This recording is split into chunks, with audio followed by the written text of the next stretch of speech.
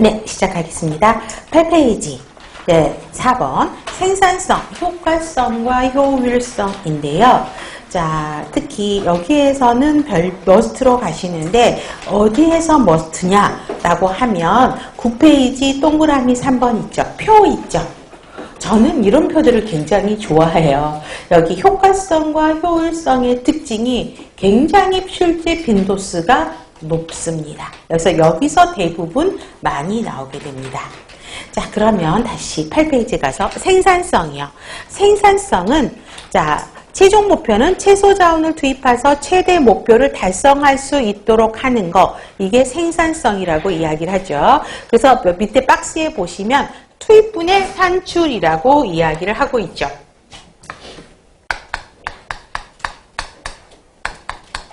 자, 투입은 인풋이라고 이야기를 하고 있고요. 산출은 아웃풋이라고 이야기를 합니다. 그러면 다시 한번 또 정의가 나오죠. 두 번째, 개인이나 조직이 수행한 업무의 양과 질, 그죠?를 자원 활용 정도를 고려해서 측정한 거다라고 이야기합니다. 그러면 이 투입이 뭐예요?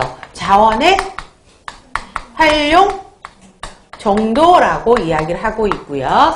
그 다음에 개인이나 조직이 수행한 업무의 양과 질, 그죠? 수행한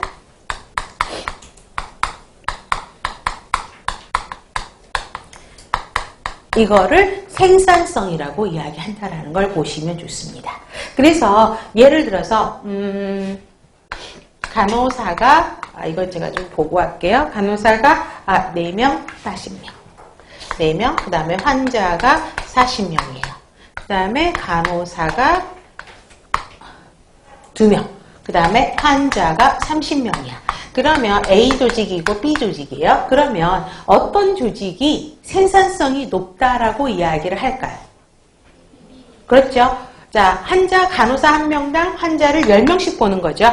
그 다음에 여기는 15명씩이 보는 거죠. 그래서 우리가 좋아하는 조직은 사실은 이 조직이에요. 그렇죠? 그렇지만 조직에서 투입을 자원의 활용 정도 최소한으로 투입해서 아웃풋 업무의 양과 질이 산출을 최대화시키는 거, 이게 생산성이 높다라고 이야기를 하거든요. 그래서 이렇게 문제가 나가면 B 조직이 훨씬 더 생산성이 높다라고 이야기를 할 수 있습니다.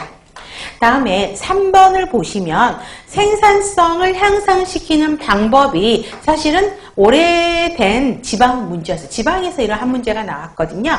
그러면 어렵진 않죠. 투입을 동일하게 하고, 그렇죠? 투입을 동일하게 하고 산출을 올리면 되고요. 그 다음에 산출을 동일하게 하고 투입을 감소시키면 생산량은 올라가겠죠. 이런 문제가 지방에서도 한번 나왔었어요. 그 다음에 5번 보세요. 자, 생산성의 두 지표인 효과성과 효율성은 상호 보완적 동그라미. 상호 보완적이라는 말 꼭 기억을 하셔야 되고요. 자, 이게 19년도 서울시 문제에서 나왔었어요. 그러면 이게 언제 또 나왔어요? 예전에도 한번 나왔었어요. 어떻게 나왔었냐면, 자, 효과성과 효율성은 상호 대체적인 개념이다. 이렇게 틀린 문항으로 나왔었거든요. 서로 반대 개념이 아니라는 거죠. 서로 상호 보완적인 개념이다. 이거를 꼭 기억하셔야 되겠고요. 그 다음에 효과성과 효율성. 자, 효과성은 아까 산출인 거죠. 아웃풋이기 때문에 산출량, 목적을 얼마나 달성했느냐, 산출 결과를 얼마나 극대화시켰느냐, 이게 효과성이죠. 그래서 목표를 얼마나 달성하는 목적 달성 정도와 관련되어 있는 게 효과성입니다. 효율성은 최소로 활용하여 목표 달성했는가? 동그라미 어디다가? 능률성이요. 능률성을 나타내는 게 효율성입니다. 그래서 9페이지 3번이 시험 문제 나왔었다 그랬죠?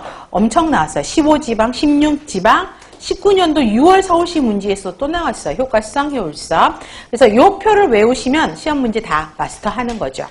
자, 효과성은 자, 아웃풋과 관련되는 거라 그랬죠. 목적 달성이에요. 그래서 목적이 달성되는 정도고요. 조직과 조직을 둘러싼 환경의 관계질인데 대외지향적인 거고 목적 달성이고 장기적인 측면인 거고요. 결과를 측정하는 거고 결국은 결과를 극대화시키는 거고요. 마지막 땡도 실제 기출 문제에서 있었죠. 산출이 당초 목적을 얼마나 충족시켰는지 보는 동태적이다, 사회적이다, 목적적인 개념이다. 이게 효과성입니다. 딱 그 다음에 제일 위를 제가 넘어갔죠. 효과는 목적을 얼마나 달성했느냐예요. 그 목적이 자체가 올바른 일이에요. 그렇죠? 일 자체가 올바라야 된다라는 거죠. 그렇지만 효율성은 수단과 관련돼 있기 때문에 이 일을 얼마나 올바르게 수행했느냐와 관련되어 있는 것이죠. 그래서 올바른 일이냐, 일을 올바르게 수행했느냐, 요 차이 구별하셔야 되고요. 자, 산출은 효과예요. 근데 앞에 뭐가 써있어요? 항상 투입이란 말이 들어가 있죠. 그래서 투입에 대한 산출. 그 다음에 세 번째도 업적의 질에 대한 측정치. 그러면 효과예요. 근데 앞에 무슨 말이 들어가 있어요? 기술 수행이란 말이 들어갔기 때문에 효율로 보셔야 되겠고요. 투입과 산출 간의 관계, 최소한의 자원으로 목적을 달성했느냐, 단기적인 거고요. 그 다음에 수단을 측정하는 거고 결국은 비용을 최소화시키는 거죠. 그 다음에 정태적이다, 경제적이다, 수단적인 개념이다. 이게 실제 기출 문제 단문항에 나왔던 거죠. 그래서 이 차이들을 보시면 돼요. 그래서 이거는 완벽하게 정의를 하셔야 됩니다. 두 개를 꼭 구분을 하셔야 되고요. 그 다음에 밑에 효과성과 효율성을 비교한 표가 있는데 이거는 제가 이제 모의고사나 단원별 문제 풀이 때 많이 애용하는 건데요.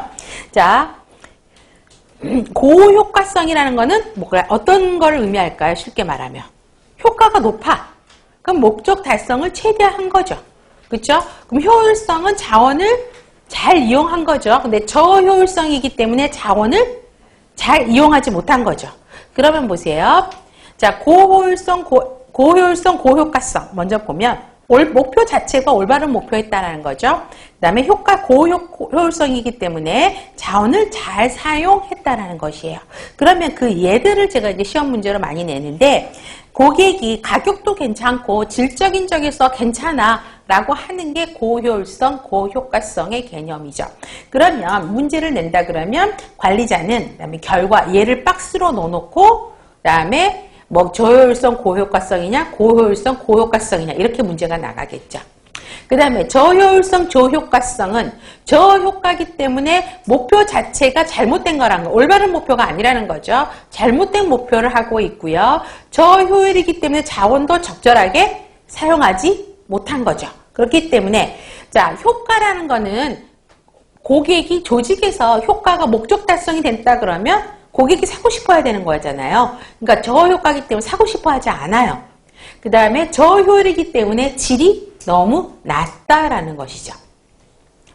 다음 저효율성, 고효과성은 올바른 목표. 그러면 쉽게 말하면 고객이 사고 싶어 해요. 그렇죠? 저효율성, 자원을 너무 낭비했다라는 거죠. 여기도 자원을 잘 조정해서 쓰지 못했다는 거야. 그렇기 때문에 고객이 사고 싶어 하나 값이 너무 비싸면 사요, 안 사요? 안 사요. 그렇죠? 그 다음에 고효율성, 저효과성.